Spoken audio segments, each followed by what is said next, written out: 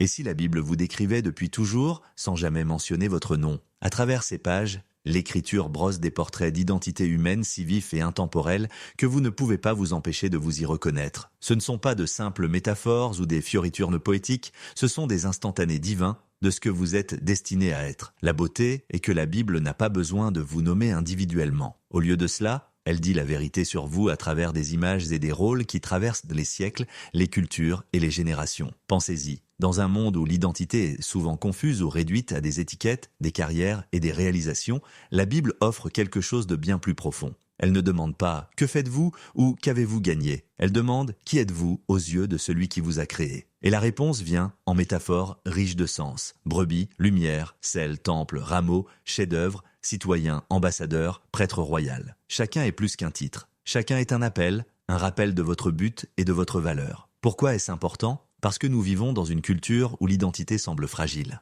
Les réseaux sociaux exigent une réinvention constante. Les lieux de travail mesurent la valeur par la productivité. Les annonceurs nous convainquent que nous ne sommes pas assez tant que nous n'avons pas acheté une chose de plus. Mais la Bible prononce une parole différente. Vous êtes déjà connu, déjà choisi, déjà estimé. Bien avant que votre nom ne soit prononcé par des lèvres humaines, votre Créateur avait un nom pour vous, écrit non pas sur du papier, mais sur son cœur. Alors laissez-moi vous demander, lorsque vous enlevez le bruit, qui êtes-vous vraiment ? Quelle vérité sur vous-même avez-vous négligée parce que le monde était trop bruyant pour vous laisser les entendre ? Alors que nous parcourons ensemble ces portraits bibliques, peut-être découvrirez-vous que Dieu vous décrit depuis toujours, non pas comme une statistique, non pas comme un visage dans la foule, mais comme quelqu'un d'irremplaçable. Vous ne vous réveillez peut-être pas le matin en pensant « je suis une brebis ». Mais c'est exactement ainsi que la Bible choisit de vous décrire. Au début, cela semble presque insultant. Les brebis ne sont pas connues pour leur intelligence. Elles errent, suivent aveuglément, se perdent facilement et sont sans défense face aux prédateurs. Et pourtant, dans l'Écriture, être appelé une brebis n'est pas une insulte. C'est une invitation à vous voir à la lumière de qui est Dieu. Dans Jean 10, Jésus déclare « Je suis le bon berger ». Le bon berger donne sa vie pour les brebis. Cela signifie que vous ne vagabondez pas simplement sans but dans la vie. Vous êtes profondément vu, intimement connu et profondément soigné. Considérez l'image du psaume 23, l'un des passages les plus chers de la Bible. « L'Éternel est mon berger, je ne manquerai de rien ». La présence du berger signifie provision, protection et paix. Dans l'Israël ancien, les bergers n'étaient pas des employeurs distants. Ils vivaient parmi leurs troupeaux, les guidant jour et nuit. Leur bâton n'était pas seulement pour la correction, mais pour la défense contre les loups. C'est l'image que Dieu veut que vous gardiez, vous n'êtes jamais laissé sans surveillance. En termes pratiques, cette vérité est étonnamment pertinente. Pensez à la facilité avec laquelle nous errons dans la vie quotidienne, à la poursuite des tendances, du succès ou de l'approbation. Combien de fois suivons-nous des voies qui promettent satisfaction, mais nous laissent le vide ? Comme des brebis près d'une falaise, nous risquons le désastre sans même nous en rendre compte. Et pourtant, Jésus intervient comme le berger qui non seulement nous rappelle, mais nous porte réellement lorsque nous sommes trop faibles pour marcher. L'histoire et les traditions religieuses soulignent également cette relation. Les premiers chrétiens dans les catacombes romaines ont sculpté des images du Christ en berger portant un agneau sur ses épaules, un rappel que même dans la persécution, il n'était de pas abandonner. Aujourd'hui, la même vérité demeure. Vous n'êtes pas juste un parmi la foule, vous lui appartenez. Le berger est devenu l'agneau, sacrifiant sa propre vie afin que les brebis puissent de vivre. Alors, la prochaine fois que le monde vous dira « Ne soyez pas une brebis », rappelez-vous la voix de Jésus qui dit plutôt « Soyez mes brebis », car sous sa garde vous êtes guidés, protégés et aimés. Le monde peut sembler accablant de ténèbres, confusion culturelle, relations brisées, peur de l'avenir inconnu. Pourtant, au cœur de cette obscurité, Jésus prononce une vérité époustouflante. Vous êtes la lumière du monde. Matthieu 5,14. Remarquez la certitude. Il ne dit pas que vous pourriez devenir lumière si vous travaillez assez dur, ni qu'un jour vous gagnerez une lueur. Non, il dit que vous êtes déjà lumière parce que sa lumière habite en vous. Qu'est-ce que cela signifie ? Pensez à la lumière dans le monde antique. Avant l'électricité, les gens dépendaient des lampes à huile. Une petite flamme, bien que fragile, pouvait transformer toute une maison. L'obscurité n'avait d'autre choix que de reculer en présence même de la plus petite lumière. De la même manière, votre présence, enracinée en Christ, a le pouvoir de dissiper le désespoir, de démasquer les mensonges et de révéler l'espérance. L'histoire nous donne des exemples de personnes qui ont vécu comme lumière. Pensez à Martin Luther King Jr., dont la vision de justice et d'amour a brillé sur fond de haine raciale. Ou considérez William Wilberforce, qui a lutté sans relâche contre l'obscurité de la traite négrière. Ce furent des individus ordinaires qui ont permis à la lumière de Dieu de briller à travers eux, devenant des phares en des temps d'ombre morale. Jésus poursuit, une ville située sur une montagne ne peut être cachée. Dans les temps anciens, les voyageurs pouvaient voir de telles villes à des kilomètres, leurs lampes brûlant comme un signal de sécurité. C'est ce que votre vie est censée être, non pas cachée, non pas dissimulée derrière la peur ou la pression sociale, mais visible, stable et accueillante. Il ajoute, on n'allume pas non plus une lampe pour la mettre sous le boisseau, mais on la met sur le chandelier et elle éclaire tous ceux qui sont dans la maison. Matthieu 5,15.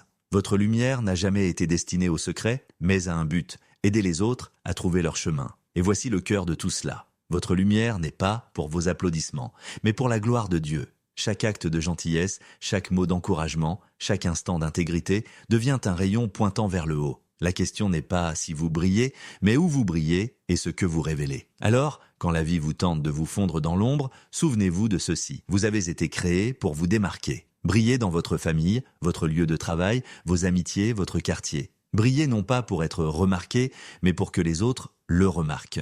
Juste après avoir appelé ses disciples la lumière du monde, Jésus ajoute une autre identité frappante. Vous êtes le sel de la terre. Matthieu 5,13. Pour nous aujourd'hui, le sel peut sembler ordinaire, quelque chose que l'on saupoudre négligemment sur un repas. Mais dans le monde antique, le sel était tout sauf insignifiant. Il conservait les aliments à une époque sans réfrigération. Il protégeait de la décomposition. Il était si précieux que les soldats romains étaient parfois payés en sel, d'où le mot salaire. Quand Jésus a choisi le sel comme description, il disait quelque chose de profond. Sans votre présence, le monde se gâte plus vite. Avec vous, la vie est préservée. Le sel ne fait pas que protéger. Il améliore. Il révèle les saveurs cachées et rend la nourriture vibrante. De la même manière, un disciple du Christ est appelé non seulement à résister à la corruption, mais à enrichir la vie autour de lui. Imaginez vos paroles assaisonnées de grâce, vos actions remplies d'espérance, votre présence suscitant la joie. Les gens devraient vivre plus profondément parce que vous êtes là, comme un repas qui prend soudainement vie lorsqu'il est bien assaisonné. Mais Jésus offre aussi un avertissement. Si le sel perd sa saveur, avec quoi la lui rendra-t-on ?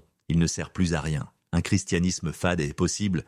Nous pouvons nous fondre tellement dans la culture que nous perdons notre caractère distinctif.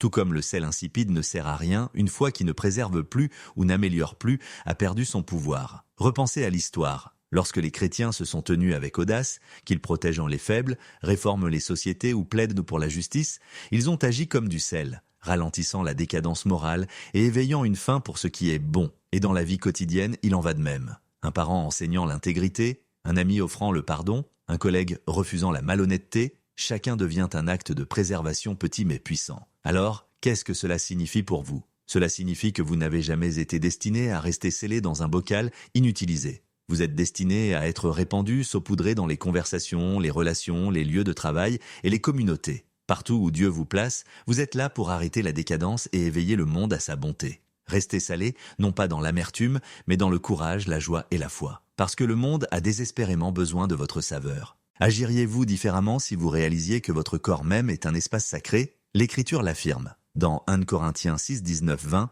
Paul écrit « Ne savez-vous pas que votre corps est le temple du Saint-Esprit qui est en vous, que vous avez reçu de Dieu, et que vous ne vous appartenez point à vous-même, car vous avez été racheté à un grand prix. Glorifiez donc Dieu dans votre corps. » Ce n'est pas un langage de motivation, c'est une réalité époustouflante. Dans l'Ancien Testament, la présence de Dieu était confinée au tabernacle et plus tard au temple de Jérusalem. Seul le souverain sacrificateur pouvait entrer dans le Saint des Saints une fois par an, portant le poids des péchés de la nation. C'était sacré, intouchable, mais par Christ, tout a changé. Le voile s'est déchiré et l'Esprit de Dieu n'habite plus dans un bâtiment fait de pierre, il habite en vous. Partout où vous marchez, la présence du ciel marche. Partout où vous parlez, la voix de l'Esprit peut être entendue. Pensez-y. Vous n'êtes pas une matière aléatoire, pas seulement de la biologie ou de la chimie, vous êtes un sanctuaire vivant. Et à cause de cela, ce que vous faites de votre corps importe. La pureté n'est pas seulement de la moralité, c'est de l'adoration. Le repos n'est pas de la paresse, c'est de l'obéissance. La saine gestion de votre corps et de votre esprit n'est pas de la vanité, c'est de la révérence. Même vos choix quotidiens, ce que vous consommez, comment vous traitez les autres, comment vous gérez le stress, deviennent des actes d'adoration au sein du temple de votre vie. L'histoire nous rappelle à quel point cette idée est sacrée. Dans l'ancien Israël, le temple était orné d'or et de cèdre, construit avec excellence parce qu'il abritait la présence de Dieu. Si le temple de Salomon exigeait un tel soin, combien plus devrions-nous prendre soin du temple vivant que Dieu a fait de nous ? Et souvenez-vous de cette vérité cruciale. Vous avez été racheté à un grand prix, non pas avec de l'or ou de l'argent, mais avec le sang du Christ. Cela signifie que votre valeur est incommensurable, scellée à la croix. La culture peut insister, c'est votre corps, votre choix. Pourtant, l'Écriture offre quelque chose de mieux. Vous ne vous appartenez pas. Ce n'est pas une restriction, c'est une libération. Cela signifie que votre valeur n'est pas auto-attribuée mais déclarée par Dieu. Alors portez-vous avec la dignité d'un espace sacré, car le Saint-Esprit n'est pas loin de vous, il est chez lui, en vous. Imaginez un vignoble sur une colline dans l'ancienne Palestine. Des rangées de vignes s'étendent sur le paysage, chaque rameau s'accrochant fermement au cépé pour la vie. Coupez un rameau et il se flétrira en quelques heures. Ses feuilles se recroquevillent, ses fruits se dessèchent et bientôt il ne sera bon que pour le bois de chauffage.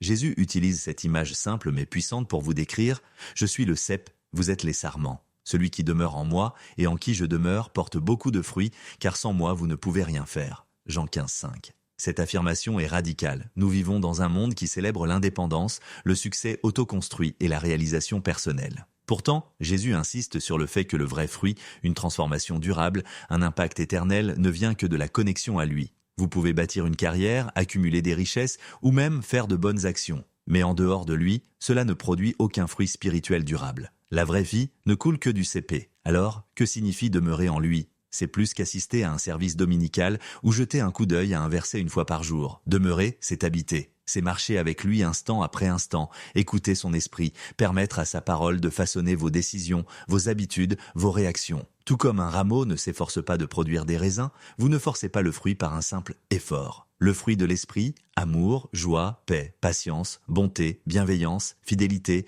douceur, maîtrise de soi, croît naturellement à mesure que sa vie coule à travers vous. L'histoire et l'expérience quotidienne illustrent cette vérité. Les croyants qui sont restés connectés pendant la persécution ont porté du fruit en courage et en endurance. Les chrétiens modernes qui demeurent dans la prière et l'obéissance rayonnent souvent une paix que les autres ne peuvent expliquer. En revanche, la déconnexion mène au vide. Activité sans vie, mouvement sans signification. Et voici la promesse, si vous demeurez en moi, vous porterez beaucoup de fruits. Pas peut-être, pas éventuellement, vous porterez. Votre vie comptera, non pas à cause de votre force, mais à cause de la sienne. La solution à la sécheresse spirituelle n'est pas de faire plus d'efforts, c'est de se connecter plus profondément. Restez près du cépé, car en lui, vous ne faites pas que survivre, vous fleurissez. Vous êtes-vous déjà demandé si votre vie comptait vraiment ? Pas seulement en termes de carrière ou de réputation, mais au sens le plus profond, pourquoi êtes-vous ici ? L'Écriture donne une réponse retentissante dans Éphésiens 2:10. Car nous sommes son ouvrage, ayant été créés en Jésus-Christ pour de bonnes œuvres, que Dieu a préparées d'avance, afin que nous les pratiquions. Le mot grec utilisé ici est poéma, la racine de notre mot poème. Cela signifie que vous êtes l'œuvre de Dieu, sa création intentionnelle, son chef-d'œuvre. Cette vérité brise l'idée que vous êtes aléatoire ou accidentel. Vous n'êtes pas une erreur du système ou le produit du hasard cosmique. Vous êtes l'expression soigneusement élaborée du dessein du Créateur. Pensez à Michel-Ange contemplant un bloc de marbre, y voyant la figure de David avant le premier coup de ciseau. C'est ainsi que Dieu vous voit, non pas pour les aspérités qui subsistent, mais pour la beauté qu'il façonne en vous. Mais notez quelque chose de vital, vous avez été créé en Christ Jésus. Cela signifie que votre véritable identité n'est pas définie par votre CV, vos échecs, votre apparence ou même votre passé. Elle est définie par votre relation avec lui. Lorsque vous appartenez au Christ, vous recevez non seulement une nouvelle destination, mais une nouvelle définition. Et quel est le but d'un chef-d'œuvre ? Pas d'être caché dans un entrepôt. Un chef-d'œuvre est exposé, admiré et utilisé pour inspirer. De la même manière, Dieu a préparé de bonnes œuvres pour vous, des actes d'amour,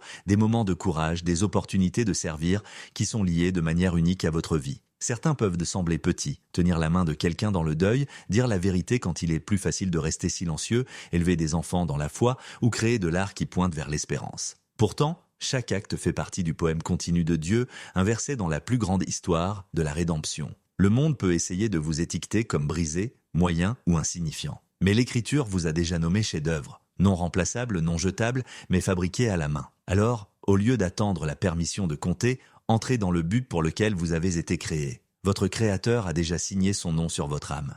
Votre passeport peut indiquer un pays, mais si vous appartenez au Christ, votre citoyenneté ultime est ailleurs. Philippiens 3:20 déclare « Mais notre citoyenneté est dans les cieux, d'où nous attendons aussi comme sauveur le Seigneur Jésus-Christ. » Ce n'est pas un langage poétique, c'est une réalité légale dans le royaume de Dieu. Vous êtes enregistré dans les registres du ciel, votre nom écrit dans le livre de vie. Cela change tout. La citoyenneté apporte privilèges et responsabilités. Dans le monde romain, être citoyen conférait un immense honneur. Vous aviez des protections légales, des droits et un statut. Paul lui-même a souvent fait appel à sa citoyenneté romaine. De la même manière, être citoyen du ciel vous donne accès aux promesses de Dieu, à la sécurité dans son royaume et la responsabilité de refléter les valeurs du ciel. Tandis que le monde court, après le pouvoir et le confort, vous êtes appelés à l'humilité, à l'amour et à l'espérance éternelle. Mais votre identité ne s'arrête pas là.